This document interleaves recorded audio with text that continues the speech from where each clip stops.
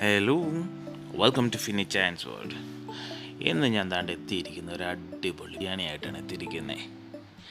ഈ ബിരിയാണി ഉണ്ടാക്കാൻ ഭയങ്കര എളുപ്പമാണ്, നല്ല ടേസ്റ്റുമുള്ള ബിരിയാണിയാണ്. അപ്പോൾ നമുക്കിത് എങ്ങനെ ഉണ്ടാക്കുന്നതെന്ന് പോയി നോക്കിയാലോ? ഓക്കെ അല്ലേ? ബാ പോം.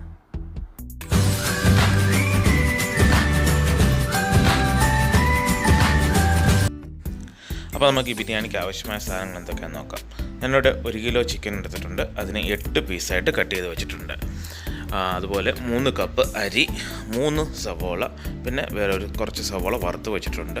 തക്കാളി ഒരു 2 അരിഞ്ഞ് വെച്ചിട്ടുണ്ട്. പിന്നെ ഇഞ്ചി, പച്ചമുളക്, വെളുത്തുള്ളി എല്ലാം കൂടെ ചേർത്ത് അരച്ച് വെച്ചിട്ടുണ്ട്. കുറച്ച് കാഷ്യൂനട്ട് വറുത്ത് വെച്ചിട്ടുണ്ട്. പിന്നെ കുരുമുളക് പൊടി, ഗരം മസാല, കുറച്ച് മുളക് പൊടി, മഞ്ഞൾപ്പൊടി, പിന്നെ നെയ്യ് വേണം, എണ്ണ വേണം, പിന്നെ നമ്മുടെ പുതിനയില, മല്ലിയില, ഇത്രയും സാധനങ്ങൾ നമുക്ക് വേണം. പിന്നെ ഗരം മസാല. ഇത്രയുമാണ് നമുക്ക് ഈ ബിരിയാണി ഉണ്ടാക്കാനുള്ള സാധനങ്ങൾ. അപ്പോൾ നമുക്ക് തുടങ്ങാം. അപ്പോൾ നമുക്ക് ഈ അരിനെ എടുത്തിട്ട് കഴുകി നമുക്ക് നല്ലവണ്ണം കഴുകി വൃത്തിയാക്കാം. അതിനുശേഷം നമുക്കത് ഒരു 45 മിനിറ്റ് അത് സോക്ക് ചെയ്ത് വെക്കണം.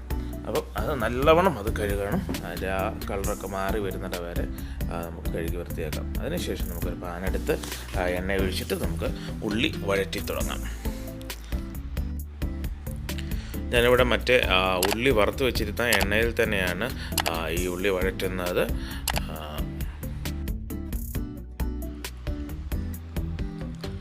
ഉള്ളി കുറച്ച് വഴന്ന് വരുമ്പോഴത്തേക്ക് നമ്മൾ അരച്ച് വെച്ചിരിക്കുന്ന ഇഞ്ചി, വെളുത്തുള്ളി, പച്ചമുളക് അത് നമുക്കിതിനകത്തോട്ട് ചേർത്ത് നമുക്ക് വഴറ്റിയെടുക്കാൻ വേണ്ടും. ഇതിലേക്ക് നമുക്ക് കുറച്ച് കറിവേപ്പിലയും കൂടെ ആഡ് ചെയ്യാം.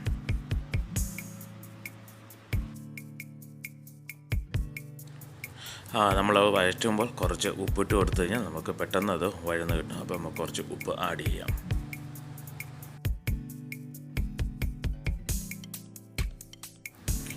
അത്യാവശ്യം നല്ലോണം അത് വഴന്ന് വന്നിട്ടുണ്ട്. ഇനി നമുക്കിതിനകത്തോട്ട് തക്കാളി നമുക്ക് ആഡ് ചെയ്യാം. അരിഞ്ഞ് വെച്ചിരിക്കുന്ന 2 തക്കാളി അതിലോട്ട് ആഡ് ചെയ്യാം. ശരിക്കും നമുക്കത് ഇളക്കി കൊടുക്കാം.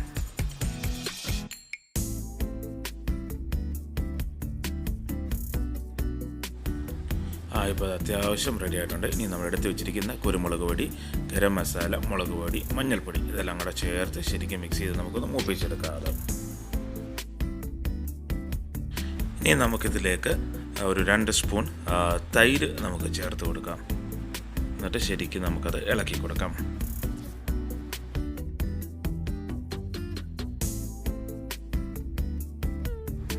ശരിക്ക് നമ്മളത് മിക്സ് ചെയ്ത് കൊടുക്കണം. എന്നിട്ട് നമുക്ക് അതിൻ്റെ ഉപ്പ് നമുക്ക് നോക്കാം. ഉപ്പ് ആവശ്യമുണ്ടെങ്കിൽ നമുക്ക് വീണ്ടും ഉപ്പ് ചേർത്ത് കൊടുക്കാവുന്നതാണ് അതിനകത്ത്.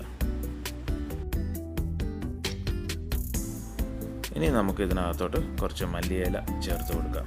മല്ലിയിലയുടെ അതിട്ട് നമുക്ക് ശരിക്കും ഇളക്കി കൊടുക്കാം.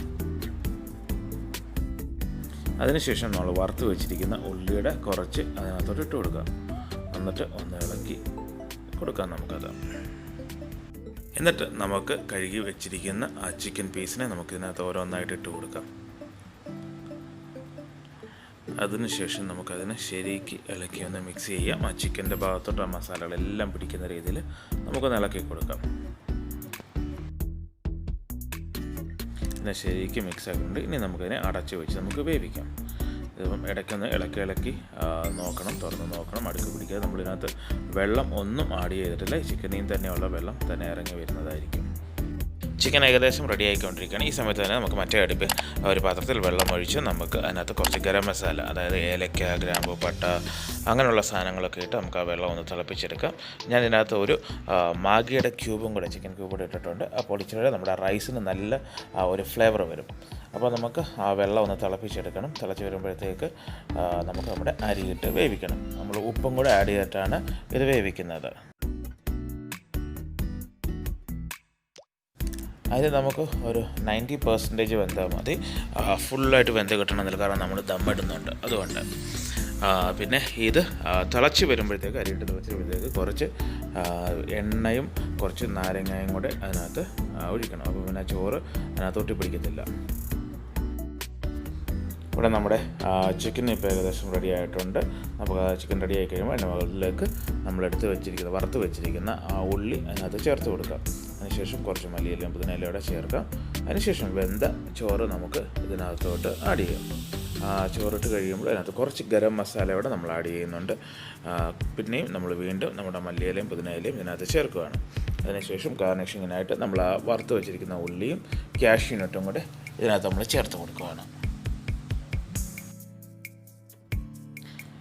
ഈ കാഷ്യൂനട്ട് എല്ലാം ഇട്ട് നമുക്ക് ദം ചെയ്യാൻ. ഞാനിപ്പോൾ ഇവിടെ ദം ചെയ്യുന്നത് ഫോയിൽ പേപ്പർ വെച്ചാണ് ദം ചെയ്തിരിക്കുന്നത്.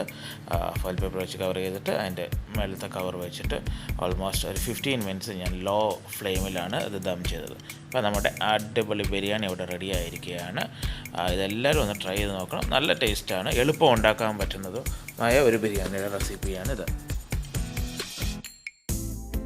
നിങ്ങളെൻ്റെ ചാനൽ ആദ്യമായിട്ടാണ് കാണുന്നതെങ്കിൽ ഈ ചാനൽ സബ്സ്ക്രൈബ് ചെയ്യാൻ മറക്കരുത്. ഇഷ്ടപ്പെട്ടെങ്കിൽ ലൈക്ക് ചെയ്യുക, കമൻറ്റ് ചെയ്യുക, അത് മറ്റുള്ളവരിലേക്കും എത്തിക്കുക.